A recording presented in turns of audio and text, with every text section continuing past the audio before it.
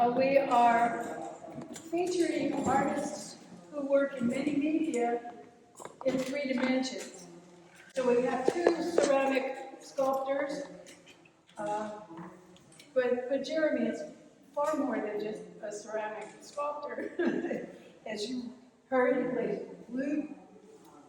He learned from Sakim and Robin Hungry.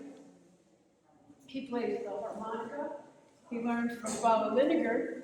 And this summer, it might have been the same summer he learned, by the end of our time together, he was playing the train. Walter Lineker's rather famous for his train song, and Jeremy can pretty much duplicate it. Was a guy that you learned guitar from? Yeah. So he has magic fingers. He can, anything he picks up, he can master rather quickly. It's not just one gift, it's many. And he is a very, very gifted artist. He was raised common ground and now teaches with us. So he will share a little on his path. He's teaching Native American ceramics, and he came by that knowledge in large part through common ground. Story. All right. So like what you said, I like to do a little bit of everything. When I get my hands on it, I'll try and create something. This is one of the first flutes I've made. I made it here at Common Ground with Robin Tillery. I'll just pass this around so you can see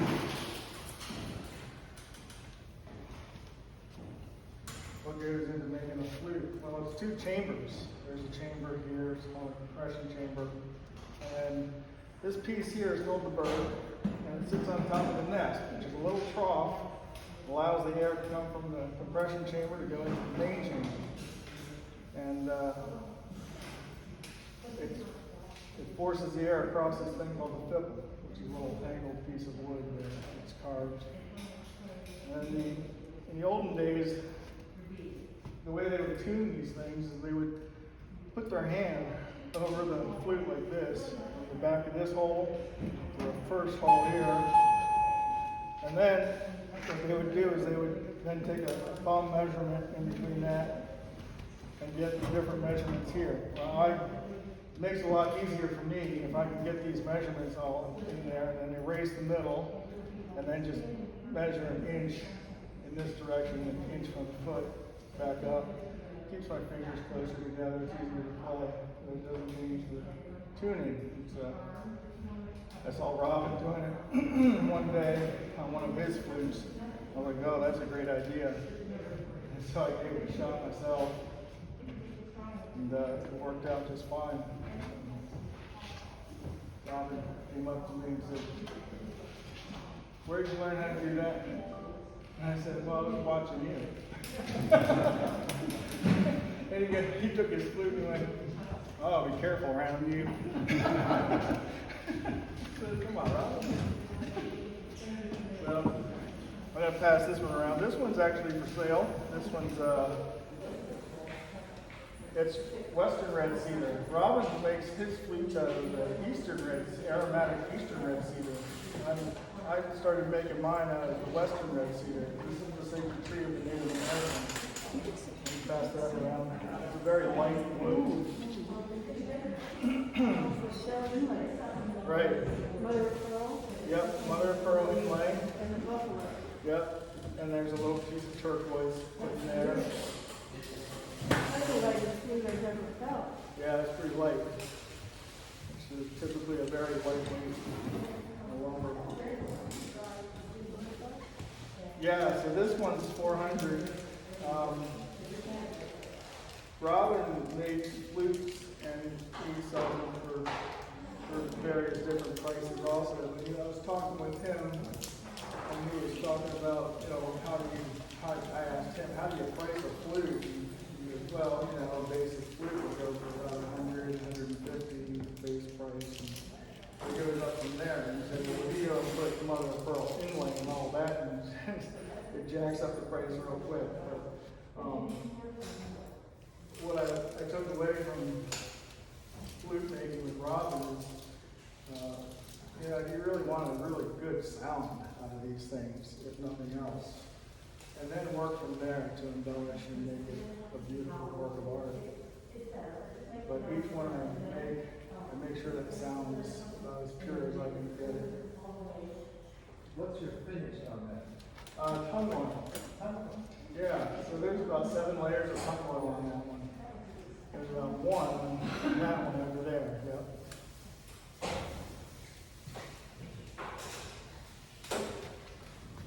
They all have different tones, different tunings, depending on the length of the main chamber and the bore of the main chamber. So some flutes that really have a huge bore and a really long, big bass flute. And that gets difficult to tune because you're spreading your fingers out no matter what you do. And you're playing that like this, and it's really hard. Some people have gotten around that by putting the hole in the back of the flute, so everything is right there in front of them. It makes it easier. But it's a little feat of engineering to get your breath to go into that flute, into the into the compression chamber, go down that nest, and then into the main chamber. So, ceramics.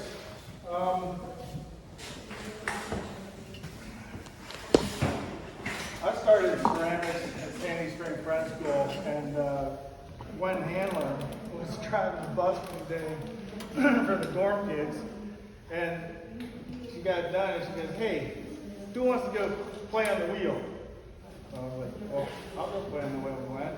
And I was working facilities, I was driving the bus for them, and she goes, "Yeah, come on, Jeremy, let's go." So we all went down to the studio, and she threw a bowl, and I was just watching what she was doing, and I threw a bowl, and she said, "You done this before?" I said, "No, I was just watching you." And she goes, "Oh, I've got to introduce you to my friend Ken Hankins." So I traded time to try him on his farm, working on his farm for lessons, and the first time he saw me throw, he said, "Well, not much I can show you. But what I will do is you can work on the farm, and I'll give you time on the wheel, and I'll give you pointers when I see you need them." And so that's what I did. And for a while, that's what I did. I made a bunch of pots, and I came here and sold with common ground, and made a few bucks here and there. And then I met my wife, and she got me a scholarship out in Ohio at Hocking College.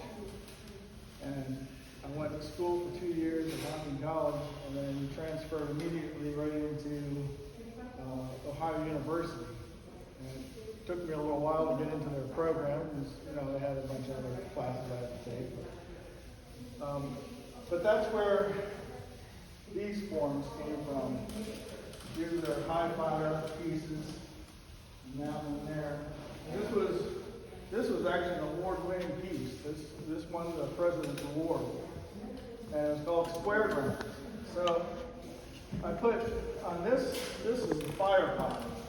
This is a square ground that has 4 arbors: north, south, east, and west. And in the east, that's where the children are, sometimes with the mothers. And the children need the protection of the bear. So my sister, who is adopted, is Bethany. I made her the bear spirit, and I tilted it down against the sea. Wow, cool. So Bethany is representing the bear spirit in the east. And then after you jump over the fire, the men go to the south. They no longer need the protection of the bear. As they become older, they learn the importance of working with a group of other men and becoming a part of a pack. And so they become the spirit of the wolf. Wow. Now, the girls who jump over the fire go to the north, and they are represented by the eagle. So, here's the eagle, almost feathers in the bag. And I put Kathy Sanchez on this one. So this is Kathy Sanchez. I went out to hang out with Joe, and you could really see like the women were like top of the social order out there. Like what they said goes, and you better not say anything about it. Kathy Sanchez is the granddaughter of Maria Martinez, one of the most famous women's fighters of the previous generation. She did the black wear. Yeah. So I was feeling pretty honored to go out and fire in the same pit that Maria had fired in, and be there with Gilbert and his family, and watch them carry the tradition of this meal. You eat my meal. So I go out there and kind of try and put napkins around or something like that. For 2 weeks, and we go to Indian Market. And we come back, everybody's all dehydrated. But Gil put in this tortilla casserole, and everybody, there's like 30 of us in his living room, all immediate relatives of all ages. And Big Gil looks around and goes, I know what your name is. You're my long lost son, he who runs to the table. I'm thinking 2 eagles on the mountain, big bear in the woods, and he who runs to the table. So about a year later, I go back out there, and I'm hanging out with Gil. We're getting the square grounds ready for the ceremony. And Gil's the head warrior.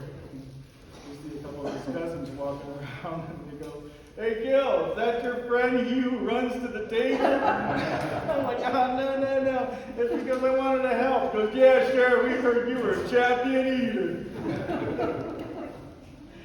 So, that's how I got my name out there. The wolf spirit, that face is Walt Michaels. So, and then finally, when you leave those 2 arbors and jump the fire again, you go into the west. And the west, this is Gwen Hamlin.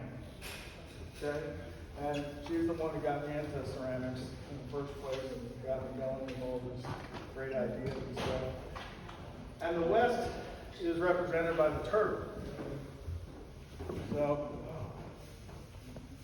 and the turtle is the oldest and wisest spirit. Because not only does the turtle have to take care of the tribe, but they also have to relay all those stories onto the next generation. So it's up to them to make sure that they've understood these stories and they can repeat them to the next generation or the generations that happen to be alive and are able to listen. Because those are the traditional stories that need to get passed down to the next generation. So in the middle is the fire pot, and that represents myself. These are all the things that fuel me. I grew up in a family of 7, which grew to 9 later. Bethany was part of the tradition. And but I grew up in a family of 7, and this is my brother, Danny. He now flies helicopters everywhere in Ireland in search and rescue. Yeah, pretty wild. One day he just decided, I want to fly a helicopter. And so he started going up here to Frederick and started take his helicopter license and get all the flight times and stuff like that. And at first I thought, this is just kind of a passing fad. He's gonna. But no, he stuck with it, and he really wanted to do this, and that's what he did. And so he's part of my fire pot, and the pot. Another thing that really matters to me was going out to Gilbert Kathy's and learning that blackware pottery and all their designs and things. So these are feathers on the top, eagle feathers, and then down at the base, I grew up in Maryland, in Sandy Spring I'm a Quaker, so I was raised in a Quaker family, and this is the meeting house where I grew up, going to the meeting, silent meeting every Sunday morning. Yeah, all right. Yep.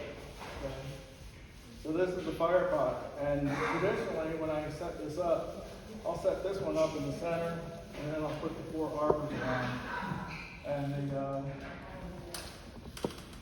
the president of Ohio University saw this and put that blue ribbon on it, and I was like, woohoo! But it wasn't like when I made this stuff, I wasn't even thinking about that. It's just something inside us that, it turns in us, and it's, when you're making these things, it's, a piece of your heart and soul that comes out, and pieces may not come out exactly the way you thought it was going to happen, but, something inside of you dictates, which pot's going to be which one, whose face is going to be on it, and what expression is going to be there. So it's really a wonderful thing to, when you're making these things, find yourself, sit down and understand who you are, and then pull from that thread and throw it into your hands to create these one-of-a-kind pieces. And we all have that in us. It just takes time to listen to that voice in us, and then tell our hands to work with that. And it may not come fast, it may take a while, and you may think about it for a while before you even put your hands in the clay or whatever medium it is you're working with. So that's square grinds. So this piece, if anybody is interested, is 3,800. This piece up here, this is Salmon Run. So I was making these pots, and there was a demonstration from some of my students at Montpelier Art Center. And I have a studio down at Montpelier Art Center in Laurel, Maryland. And they wanted to see how you could make a larger pot by stacking pieces. So I made a couple of bowls and stuck them together. And they said, well, is that it? And I said, well, no, we can throw another pot, stick it on that, and then smooth it all out. And he said, well, is that it? And I said, no, we put a lid on it. And so it kind of grew, and my students were kind of egging me on to do a little bit more. And then finally I said, all right, I'm going to put a salmon on the top, and this is going to be Salmon Run, and this is going to be, one of the pieces that I really relate to, because it seemed like being Native American in mainstream white culture and coming up and like you walk into an elementary school room and your skin isn't the same as everybody else's. A piece of you grows up real fast, and it's like, okay, I gotta just watch my step. But then you find these wonderful, nice people all around you who really love you. But to have that thought process every time you enter a room with different people, and it's like a salmon running upstream, and you're kicking and swimming as hard as you can. But when you get there, there's the prize, the golden salmon on top. Yeah, I made it. And it was a beautiful journey, and I wouldn't change it. So you got salmon down here, and this is water design here. So these are all high fire pieces. They're been atmospheric fired in the reduction kiln. Reduction just means that the atmosphere in the kiln is void of oxygen. So I could put these glazes on here, or washes, or whatever you want to call them, and it may go in to be like a certain color. Like maybe I'll put green in there, But in reduction, that green will turn bright red or orange because it'll just flash into the true color with the glaze on the pot. So that's Salmon Run. And then I had a show not too long ago, I guess it was a few years ago actually, a couple years ago. And I made another raku piece.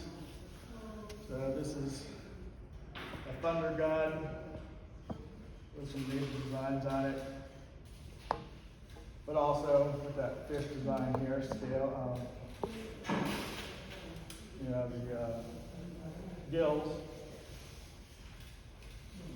And I had a neighbor who went turkey hunting all the time and would always give you these things.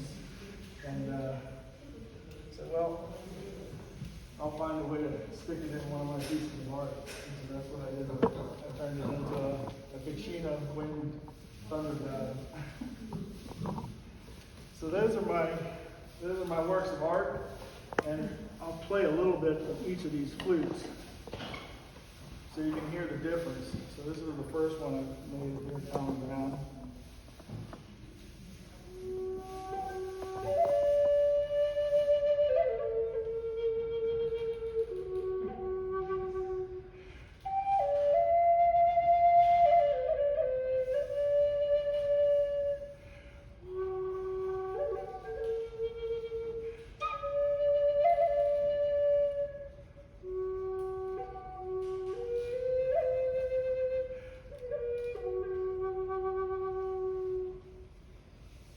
So this is an F flat,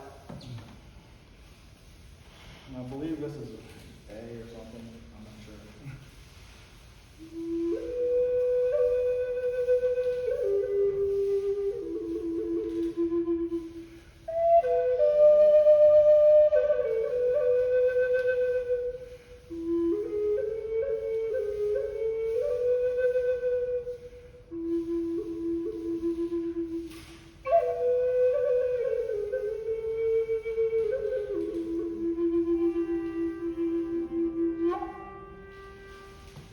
Now those are the two tones. You can hear the breathiness in the western red cedar, and the eastern red cedar is a tighter grain, so it has a very true sound. No, which is which? So this is the eastern red cedar, and this is the western red cedar. Did everybody, we passed these around, did everybody get to hold these? Okay, I was a late comer. Okay. Thank you. Yep. Well, thank you very much, Jeremy.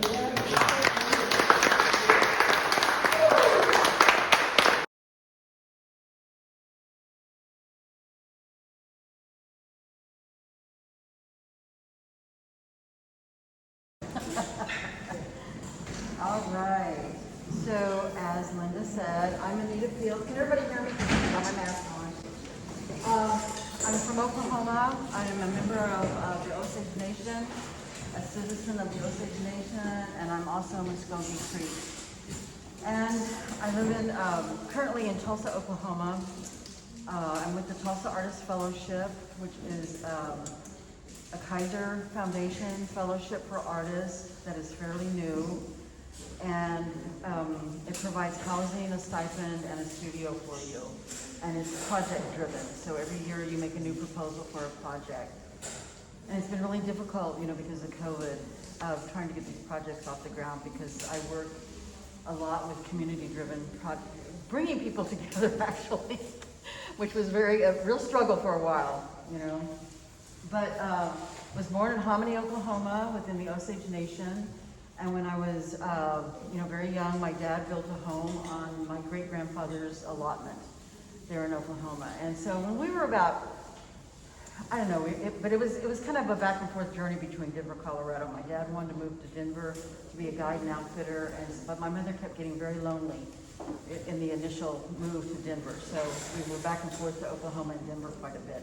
But I went to, through high school in Denver. So, but all my folks are from Hominy and, the Osage County, so we were constantly going back and forth.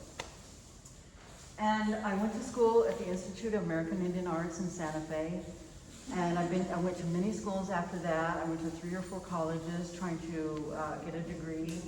But, you know, I got married and started having a family, and so it was difficult to finish and get a degree. But I was really tired of working jobs that, you know, they were okay, but they weren't my calling, actually. And I knew for myself, you know, that my calling was actually to be an artist. And so at a certain age, I made a decision, what I call it from here and here. And it was, how am I going to ever know if I can be an artist if I don't jump in there and start being one? You know, and I don't want to have any regrets, you know, later on in life going, oh my God, I've been working all these jobs that I really don't care for. Because my dad told me really at a young age, he said, you better enjoy what you like to do in your work. He said, because you're going to be a very unhappy person if you don't pursue what it is you feel like you want to do. And so I took his advice and I just jumped in there and started making art full time. And I've been very fortunate that I'm not going to say it's been easy, because you know, as artists and performers and musicians, that's a very hard road. If there's not a paycheck, you know, for 40, 80 hours, you know, like it's not something you can depend on every 2 weeks. But it is very fulfilling to be able to create and make work that you feel is true to yourself, and to be able to be have exposure to the public, you know, who can make to relate to it, you know, in a way that they don't have to see exactly what I'm seeing when I'm making it, but to have a connection to it. And I'm going to read my artist statement. If I can bring it back home, I always have to like get back in here. Hang on, I'm going to sit down.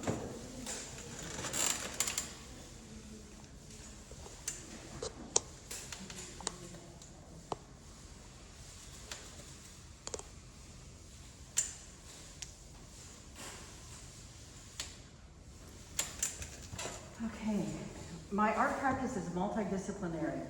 I engage with several mediums and techniques. My primary focus is clay and textiles and the combination of the two. I have been creating with clay for 45 years. I was initially captivated with clay because of its immediacy, the transformative qualities, and the endless possibilities that it offers. It took me back to my childhood memories of making mud pies under the hot Oklahoma sun and a connection to the earth. I know my passion for textiles and creating by way of a needle and thread are directly driven by being taught to sew at a very young age by my grandmother. Influences that I return to time and time again are the human form, variations of the body, and concepts related to the natural world. Landscape-related work speaks to the importance of and memory of time and place. I'm interested in how we adorn ourselves for certain purposes and the transformative experiences that we are allowed by this process. These ideas are realized by the making of clay and textile articles of clothing such as dresses, moccasins, and even purses. They are metaphors for how we see our place in the world and the influences of culture. As an Osage artist, the work I want to express comes from a multitude of places. It can be based on childhood memories, experiences, dreams, social issues, and everyday encounters. I may be compelled to create work after reading a great story or witnessing a powerful event, and I am inspired by family stories and narratives found in the culture and history of our Osage people. Much of the work that I create reflects the early Osage notions of duality, such as earth and sky, male and female. We live in a time where there is a really huge disconnect from the natural world, with very little regard to the importance of our environment. By articulating the concepts of balance and the symbiotic relationships found throughout life, nature, I hope to deepen our understanding of the intersection of all living things. I am simply making an expression about being alive in the moments that we can all relate to. I want to dispel the many myths and stereotypes surrounding Native people and cultures.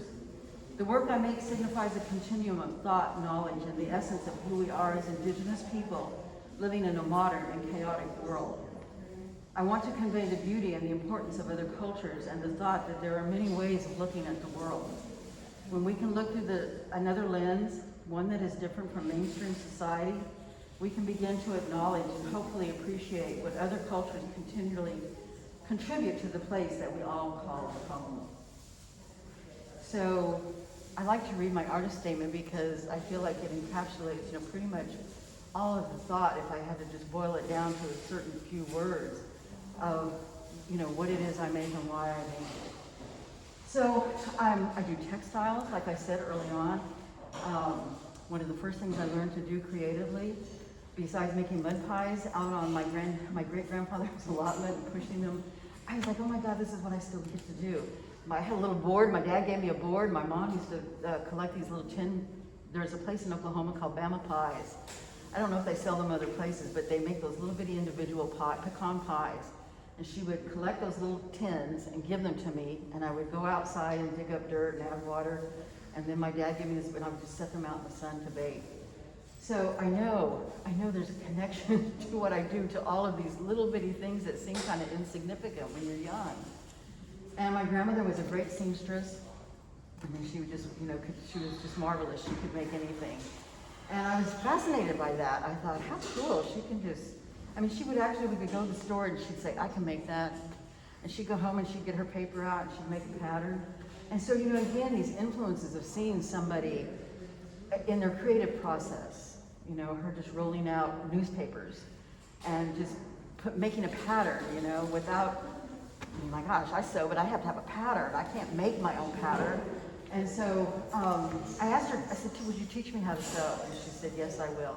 And so those were my first instances of creativity and making a connection to material and to imagination. So textiles, because I knew how to sew at a very young age, have always been a great influence for me, but it's only been about in the last 10 years that I started really incorporating it into my own practice. As an Osage woman, I've made Indian clothes for ceremonial purposes for my family. And if you want your family to participate, they're very costly, if you go to somebody. So if you have it within you to be able to make those things, it's best if you can make them. And the other connection to that is I see people in the community for certain events. For instance, if you want your young children to go into our ceremonial dance, the biggest dance that we have left is a man's dance. And they have to be introduced into that. So again, you spend a whole year, maybe 2 years, completing this whole outfit that they will be able to wear. And family members start helping you. People come to you and they say, I understand your child's going to dance. I want to give this to you. Or they say, I want to make this item for you. I know you're going to need it. Or they say, this belonged to my son. I want you to have it now. So it's a very, very giving community because they know the importance of carrying our traditions on. And so they're more than willing to step up and help one another and help you. So, I've given that a lot of thought because I know how to make so many of those items. And so in the last couple of years, I've created this there's an item, a very iconic item among our community called the Osage wedding coat. And the Osage wedding coat is based on a military-style coat that was introduced to the Osages during the very late 1700s, early 1800s. It was given to us as gifts by foreign powers, including the French and the United States government, as when we would meet for negotiations. And so this wedding coat, which is just a very military-style, coat with epaulets and, kind of embroidered bodice and all this kind of thing. Osage men traditionally were like over 7 feet tall and very, very, very large men. And they couldn't wear them actually. So they would bring them back home and they gave them to the women. The women started introducing them into the arranged marriage ceremony. And the arranged marriage ceremony was marriages between, as I said earlier, our clan system is based on things, that are associated with the sky and items that are associated with the earth and water. So these arranged marriages were between, the opposites of those. You could not marry within that same system, even though there's sub-clans in those systems. And so these wedding coats started making their way into that arranged marriage ceremony. And I've always thought this is just totally fascinating because arranged marriages actually stopped in the 1950s. And then as Osage people, we found a way to still incorporate those into this dance that I'm talking about now, this ceremonial dance for men. And we have a drum keeper within that dance. And the drum keeper's family has a year after they're named the drum keeper to prepare to what we call pay for that drum. So within a year, their whole family is preparing. I mean, like, it's like workshops, you know? People gather every day after work, and they go, we're gonna make every Indian shirt we need for that time, or they're going, we're gonna make every Osage skirt that we need. And again, people come forward to help them because they know this is a huge undertaking and very costly. So when this happens, you know, and it happens every 4 to 6 years in all 3 districts that we belong to as Osage people, they're, you know, when they pay for the drum, they call them brides, and they dress anywhere from 4 women completely in Osage clothes with a wedding coat over it, and I've seen up to 15 of these coats being presented. And they give those away. Every single item that is on that woman is given away. And she may have, it's really hot in Oklahoma in June when this happens, like it might be 110.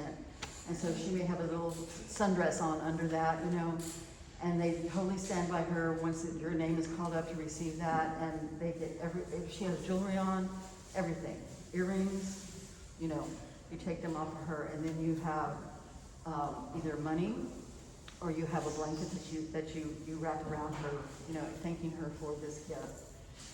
So this is, I mean, when this happens, it is the highlight, I think, of our lives, because every Osage shows up that afternoon to be able to witness this, you know, incredible, and horses, they give away horses, and they have trunks full of, you know, items that they give away to the community, and because they're honored to be the drum keeper, to take care of that drum for us as a community member. And so, for years, I thought about, I want to make a piece that honors that tradition. And so, I thought, but I want to make a contemporary. I don't want to just make a wedding coat. I want to make a contemporary Osage wedding coat. And so I made this. And the inside is silk. And on the inside, I have printed and beaded all kinds of aspects of Osage history, Osage stories, things that have been told to me, things that I have done research on, things that I know to be true, pictures of our communities. There's pictures of corn in there, and there's sayings that are, you know, very, very old about corn, about our thoughts about corn. This is the division of the earth and sky. You see the sky up here. The elk is central in our creation story. There's a picture of an elk there. And then people are coming down, these beaded figures are coming down from the sky, because that is part of our creation story. It says that we came from the sky. And then we have these wonderful, beautiful Osage wedding hats.